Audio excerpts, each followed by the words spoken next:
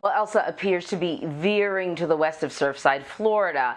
It's a small win for rescue crews who are still desperately searching for survivors in the rubble of that collapsed condo building.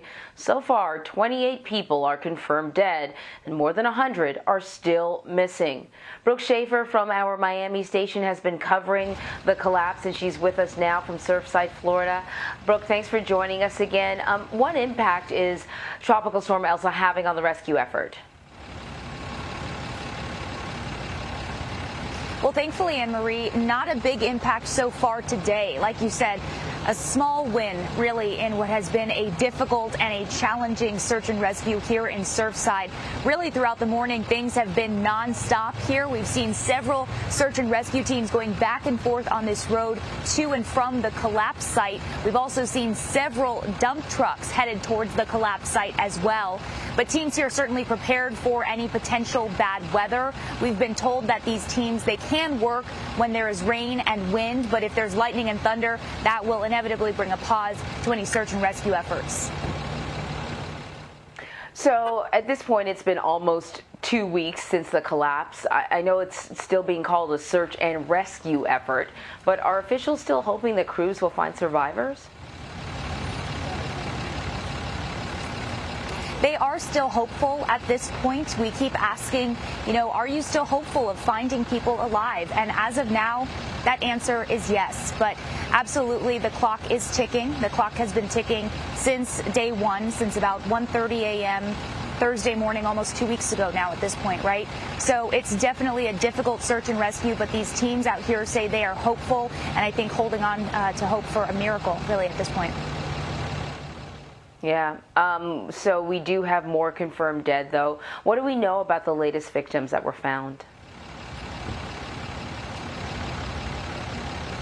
Well, really, every story out here it seems more heartbreaking than the last one. The latest victims, some of the latest ones we just learned about, a couple, they lived in Australia for about 20 years, and then they moved back here to Surfside to be closer to their kids.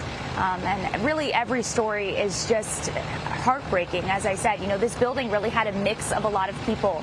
There were grandmothers and grandfathers in this building. There were people who had family outside of the country, but there were also young couples and young families in this building. And I think one story that will just stick with me forever is this one family, the Guara family. They had 2 little girls. They were the 2 youngest confirmed deaths here in the condo collapse. Emma and Lucia, just 10 and 4 years old. Search and rescue teams found their bodies along with their mothers, and they found the father's body just a few days before that. So really, when you think about it, an entire family just gone in an instant, and it's really, really horrific. But there is a memorial not too far away from the scene. They are keeping people pretty far away from the collapse site, of course, for safety reasons.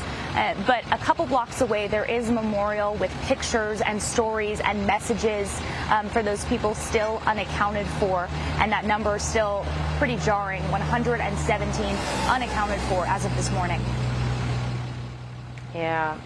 Demolition crews pulled down the part of the building that was still remaining standing. They did that Sunday night. How has that affected operations at the collapse site?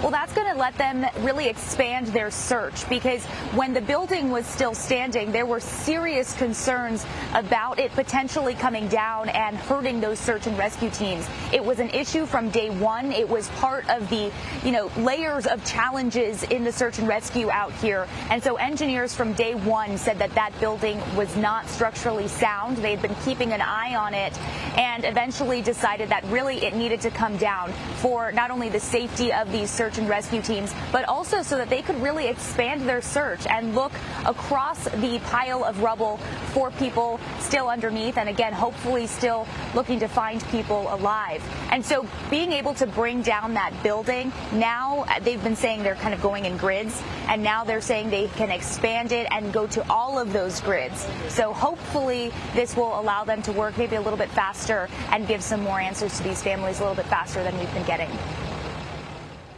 Yeah, 2 weeks and counting. Brooke Shafer, thank you so much.